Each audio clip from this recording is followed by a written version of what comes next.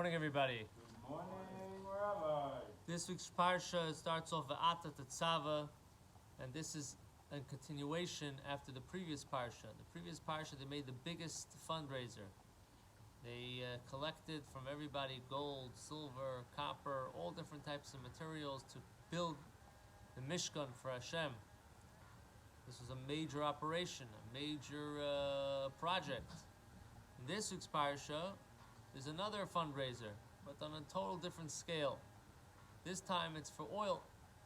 V'ata Tezaveh b'nei Yisrael, you will command the Jewish people, v'yikchu elecha, they should bring to you shemen, oil.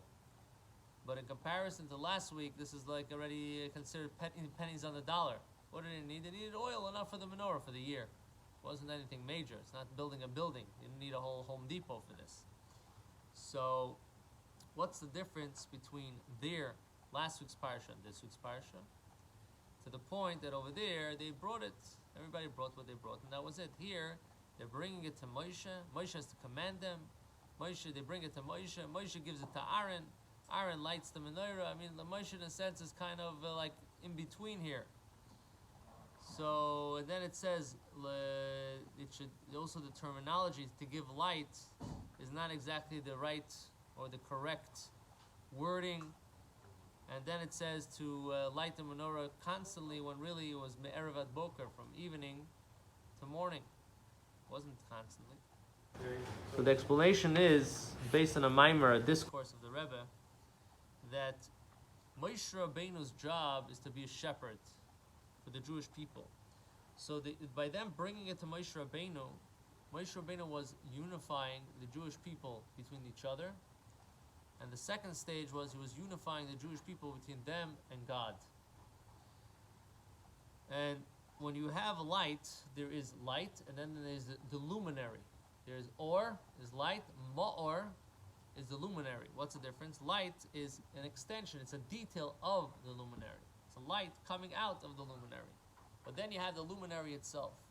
Moshe Rabbeinu's job is not only to give off light and to encourage that the person should be connected to light, but the idea is Moshe is here to inject us with such a koach, such a power, that we should be a luminary for in itself. So there is the external parts of a person doing something. Moshe Rabbeinu is telling me to do it, I'm going to do it. And then there is that I'm inspired from inside of myself, from the neshama level, that I come to recognize that this is who I am, this is what I have to do, and it's coming in from it's coming from a natural perspective of the person, from his neshama versus his body that he's in a sense forcing himself. And then in the neshama itself, you have different levels. You have the neshama, the external levels on the neshama, and you have the internal level on the neshama that's like from the deepest levels. So that's why there's a difference between or and more. There's light, but then there's the luminary, like coming from the depths of the neshama. Then you have ner tamid. Really, it was me'erev ad boker, from evening to morning. Why ner tamid? Why constantly? Because there is the way you give off light for yourself, and then there is the way you become a source for others. So the becoming, it's a full circle. It's continuous. It's not just you doing it for yourself when you need to do it. You're doing it and you're encouraging others. So this is the idea of what Moshe Rabbeinu is doing in this week's parsha. You have to bring it to Moshe. Moshe is the Roya Ne'eman, the faithful shepherd. Moshe is the source of the Jewish people. He is the one that inspires everybody. He, in a sense, is like represents the neshama of everybody. And by him encouraging all of us, we are encouraged, we are inspired, we are able to tap into our depths of our neshama. And like this, we're also able to tap into others.